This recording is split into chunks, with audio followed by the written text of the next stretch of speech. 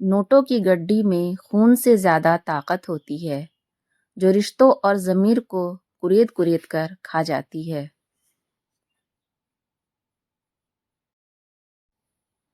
کچھ لوگ جدھر کی ہوا دیکھتے ہیں چل پڑتے ہیں، حالانکہ یہ کام انسانوں کا نہیں، گلی میں پڑے شاپروں کا ہوتا ہے۔ ڈپریشن کوئی قدرتی بیماری نہیں ہے، یہ آپ کی زندگی میں گھٹیا لوگوں کا دیا ہوا تحفہ ہے۔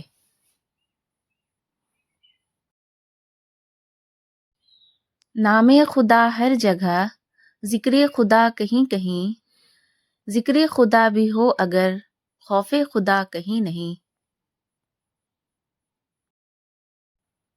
سورہ یوسف سے پتہ چلتا ہے کہ سگے حسد کر سکتے ہیں، اپنے ہلاکت میں ڈال سکتے ہیں، بلا جرم قید ہو سکتے ہیں، پارسا پر تہمت لگائی جا سکتی ہے، قریب ترین عزیز جدا ہو سکتا ہے، بچھڑا ہوا مل سکتا ہے۔ کچھ لوگ آپ کو بھی نمک ہی سمجھتے ہیں، جسے اپنی مرضی سے جب دل چاہا تب حسب ضرورت اور حسب ذائقہ استعمال کر لیا۔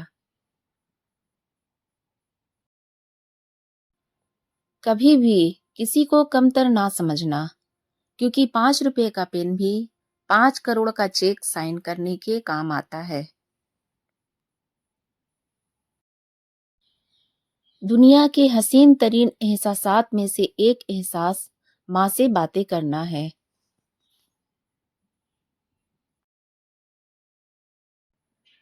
1400 سال پہلے جب اذان سنائی دیتی تھی تو حضرت علی رضی اللہ عنہ کانپنے لگتے تھے اور رنگ سرخ ہو جاتا تھا۔ کسی نے پوچھا یہ کیا ماجرا ہے؟ جب اذان ہوتی ہے تو آپ کانپنے لگتے ہیں؟ آپ نے فرمایا اتنی بڑی ہستی کا بلاوا آیا ہے، پتہ نہیں اس کا فرض ٹھیک طرح سے ادا کر سکوں گا یا نہیں۔ ایک انتقال کے بعد زمین آپ کے نام ہوتی ہے اور ایک انتقال کے بعد آپ زمین کے نام ہوتے ہیں، بس یہی انسان کی حقیقت ہے۔ آپس کی ناراضگی میں بہتر وہ ہے جو صلح میں پہل کرے۔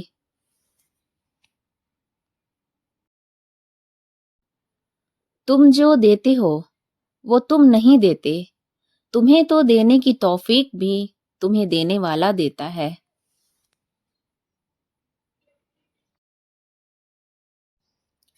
گناہ کبیرہ ہے اللہ کے ساتھ کسی کو شریک ٹھہرانا، والدین کی نافرمانی کرنا، کسی کو جان بوجھ کر قتل کرنا اور جھوٹی قسم کھانا۔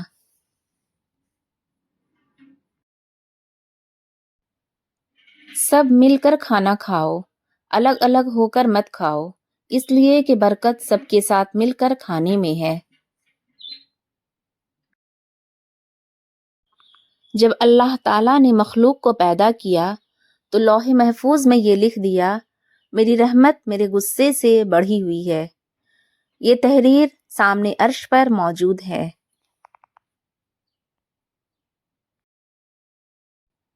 دجال کے ظہور کی 3 بڑی نشانیاں: مسجدیں خوبصورت پکی ہوں گی، دجال کو لوگ بھول جائیں گے، 3 سال شدید قحط پڑے گا، بارش نہیں ہوگی۔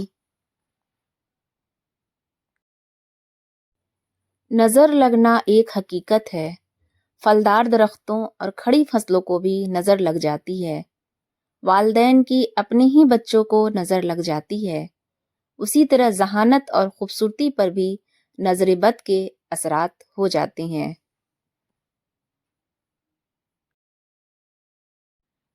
جنات شیاطین آپ کے ٹوائلٹ میں ہوتے ہیں۔ نبی اکرم صلی اللہ علیہ وسلم نے اس لیے ٹوائلٹ میں جانے کی دعا بتائی ہے۔ ٹوائلٹ میں بات نہیں کرنی چاہیے اور جلد از جلد باہر آ جانا چاہیے۔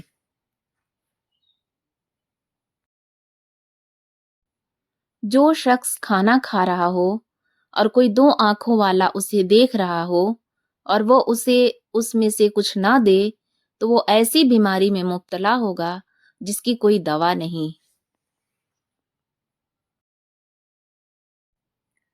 حضرت علی رضی اللہ عنہ نے فرمایا، مچھلی کھا کر ٹھنڈے پانی سے غسل کرنے سے فالج پیدا ہوتا ہے۔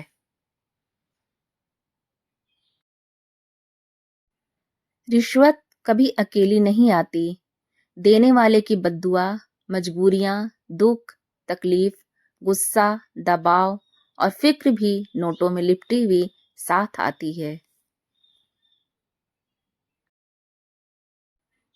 معاف کرنا سیکھیں۔ اللہ نے نماز میں بھی سجدہ سہو رکھا ہے، اور لوگ ہیں کہ ایک غلطی بھی معاف نہیں کرتے۔ باتوں کو بھلا دینے کی عادت ڈالیے۔ ہر بات کو یاد رکھنا اپنے ذہن کو کباڑ خانہ بنانا ہے۔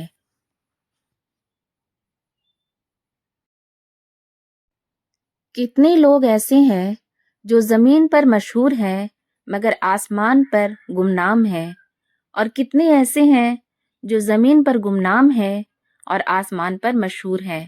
عزت تقویٰ سے ہے، قوت سے نہیں۔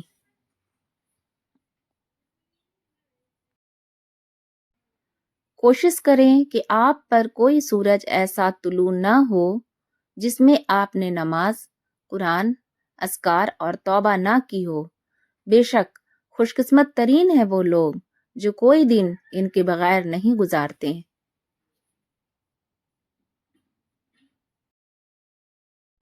ساری عمر سیٹ ہونے کی کوشش میں بھاگتے رہیں، اور آخر میں کسی نے قبر میں اتار کر کہہ دیا، منہ کعبہ کی طرف کر دیں، ہاں اب سیٹ ہے، اب ٹھیک ہے۔